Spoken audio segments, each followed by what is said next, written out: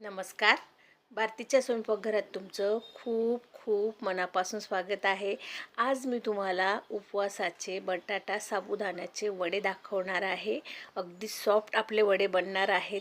तर चला रेसिपीला सुरुवात करूया. बघा किती चला तर भारी मग आपले वडे आलेत. दुप्पट नाही तर चौपट फुलणारे आपले वडे बनलेत. या वड्यांमध्ये मी अजिबातही तेलाचा वापर केलेला नाही, त्यामुळे वर्षभर टिकण्यासुद्धा मदत होते. आणि बघा मी तुम्हाला एक वडा मोडूनसुद्धा दाखवते. अगदी कुरकुरीत आणि खुसखुशीत आपले वडे बनलेत. यासाठी मी 1 किलो बटाटे घेतलेत आणि बटाटे स्वच्छ धुवून पिलरने साल काढून घ्यायची. आणि सगळ्या बटाट्यांची साल काढल्यानंतर बटाटे पाण्यात घालायचे आपल्याला.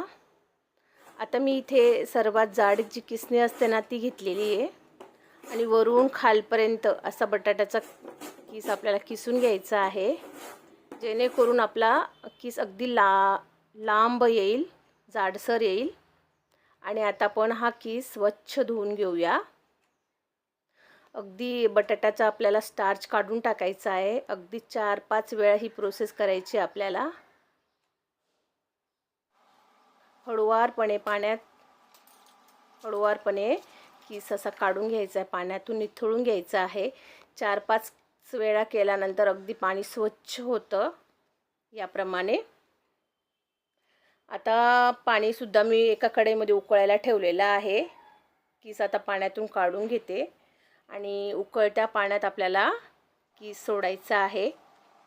आणि अगदी 5 मिनिटानंतर हा किस मी आता खालीवर करून घेते, जेणेकरून सगळीकडे किस बरोबर शिजेल.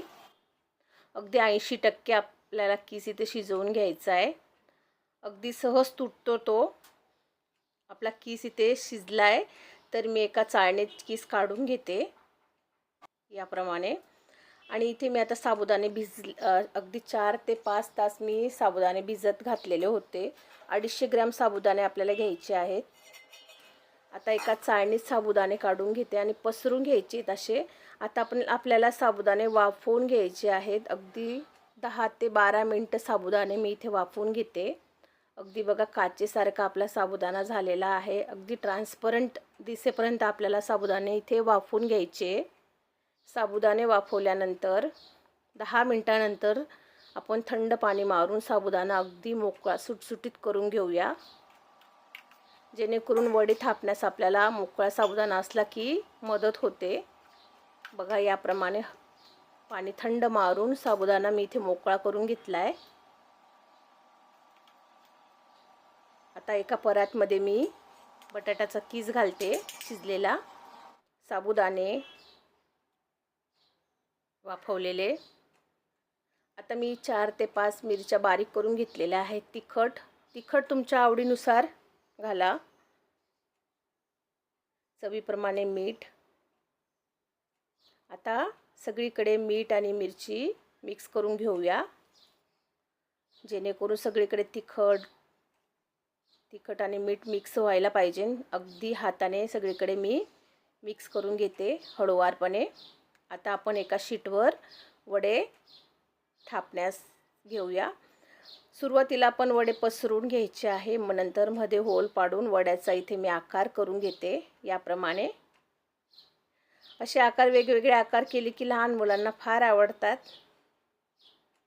आणि वडे किती सुंदर पण दिसतात ना, छान. याप्रमाणे मी सगळे वडे इथे करून घेते. या प्रमाणामध्ये माझे 40 ते 50 वडे इथे बनलेले आहेत.